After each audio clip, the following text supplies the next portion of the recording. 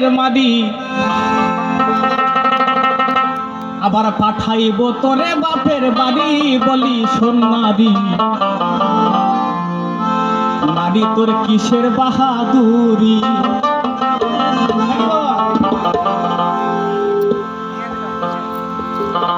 নারী তোর কিসের এত বাহাদুরি, আমরা যদি বিয়ে না করি।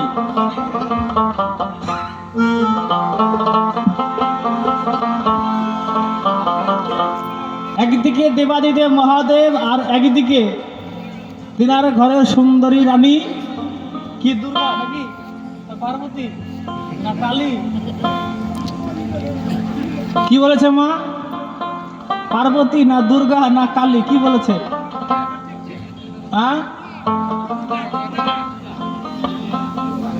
তোমরা লাগে আমার ভাষা বুঝা পাচ্ছেন?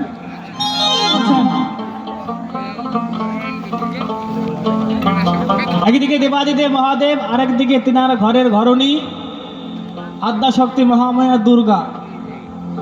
এখানে আলোচনা বড় রেখে গেছে। প্রথমে বললাম, এখন মনে হচ্ছে আসরখানা তিনাকে ছেড়ে দিয়ে বড় ভুল করেছি। কেন? আমাদের যিনি ডেকে নিয়ে এসছেন সুশান্ত দা, যেদিন আমাকে ফোন করলো, রতন ভাই একদিন গান করতে হবে। কোথায়? বলে দুধুন্ডা শ্মশান। ঠিক আছে যাব। কার সঙ্গে গান? বলে আছে শিল্পী একজন, চলে আসো, অসুবিধা নেই, হয়ে যাবে। আমি বললাম সুশান্ত দাকে, সুশান্ত দা তোমার যাকে ইচ্ছা তার সঙ্গে আসার দিও, কোনো দুঃখ নাই, কিন্তু একটাই আবদার, একটাই আদেশ, একটাই অনুরোধ। কি না? মহিলার সঙ্গে আসার আমাকে দিও না। মানে ঘরে আমার একখানা মহিলা আছে, বউ আছে, সারাদিন রাত্রে 24 ঘন্টা তার সঙ্গে আমি পেরে উঠি না। ভেবেছিলাম হয়তো সুশান্ত তার গানে গিয়ে 3 ঘন্টার সঙ্গে শান্তিতে থাকবো, সেই শান্তিটা আমার কাছে কেড়ে নিয়ে নিয়েছে।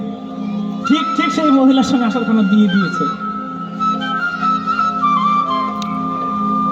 যেখানে আজকে আলোচনা পালা, যাব সেই জায়গায়, চেষ্টা করবো যাওয়ার। তার আগে সে একখানা গান গিয়ে তারপর যেখানে জিজ্ঞাসা সেখানে যাওয়ার সমাধান দেওয়ার চেষ্টা করব। এই যে শ্মশান, শ্মশান শ্মশান মানে একদম নীরবতা, নিরিবিলি জায়গা, একটা শ্মশান। এই শ্মশানটাকে যদি পরিপূর্ণ ভাঙতে যাই, ব্যাখ্যা করতে যাই, স মানে নিজ, শান মানে বাসস্থান।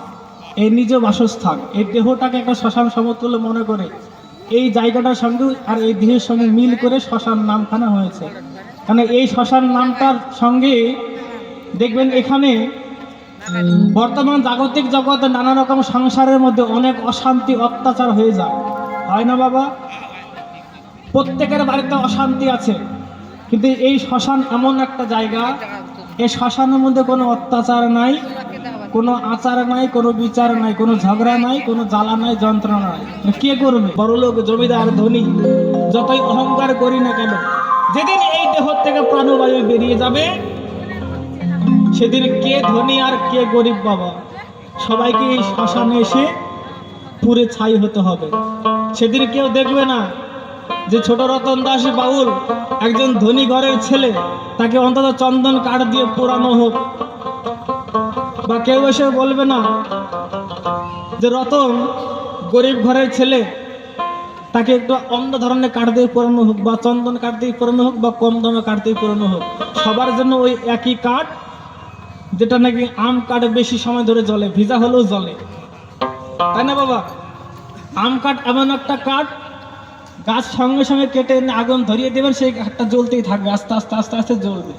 সেখানে ধনী গরিব কোনো রকম ভেদাভেদ থাকে না, না থাকে কোনো অহংকারের মায়া, কোনো অহংকারের বশবতা। সেই জায়গায় দাঁড়িয়ে এখানে গানে গিয়ে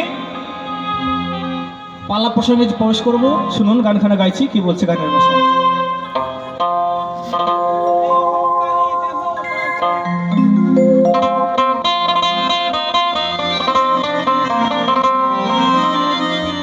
এই অহংকারী দেহটাকে, এই মিথ্যাবাদী দেহটাকে, এই অহংকারী দেহটাকে একদিন দেখো, একদিন জ্বালিয়ে দেবে আগুনে। একটু চেষ্টা করো ভাসানোর, একটু চেষ্টা করো। দেবে আগুনে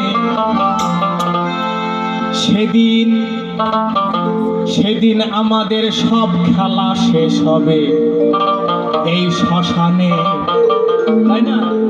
সেদিন আমাদের সমস্ত অহংকার, সমস্ত খেলা শেষ হয়ে যাবে।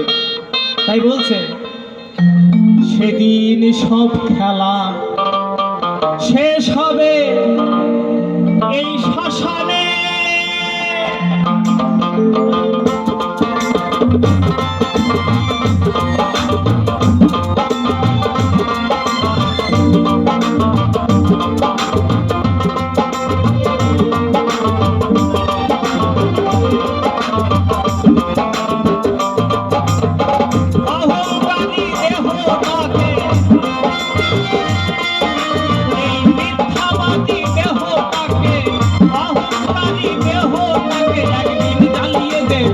জ্বালিয়ে দেবে আগুনে।